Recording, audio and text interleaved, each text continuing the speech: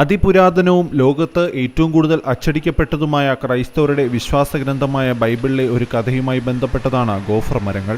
ബൈബിളിൽ ഗോഫർ മരത്തിന്റെ കഥ ഇങ്ങനെയാണ്. ലോകത്ത് തിന്മ പെരുകിയപ്പോൾ ജനസമൂഹത്തെ പ്രളയം വഴി നിർമ്മാർജ്ജനം ചെയ്യാൻ ദൈവം തീരുമാനിച്ചു. അന്ന് ജീവിച്ചിരുന്ന നീതിമാനായ നോഹയെയും കുടുംബത്തെയും മാത്രം പ്രളയത്തിൽ നിന്ന് രക്ഷപ്പെടുത്താൻ ആഗ്രഹിച്ച ദൈവം നോഹയോട് ഒരു പേടകം നിർമ്മിക്കുവാൻ ആവശ്യപ്പെട്ടു.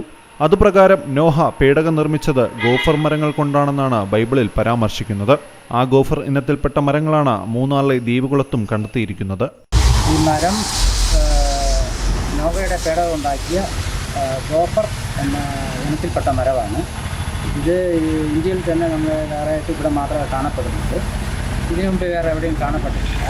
നമ്മൾ ഇതിൻ്റെ വിത്ത് ശേഖരിച്ച് ഇത് മുളപ്പിക്കാൻ വേണ്ടിയിട്ട് മുളച്ചതായിട്ട് കാണുന്നില്ല. മരങ്ങളുടെ പ്രത്യേകത തിരിച്ചറിഞ്ഞതോടെ ഗോഫർ മരം കാണാനെത്തുന്ന വിശ്വാസികളുടെയും സഞ്ചാരികളുടെയും തിരക്ക് വർദ്ധിച്ചിരിക്കുകയാണ്. ഈ മരങ്ങൾ മൂന്നാറിലെത്തുന്ന സഞ്ചാരികളുടെ കൗതുക കാഴ്ചയായി മാറിക്കഴിഞ്ഞിരിക്കുന്നു.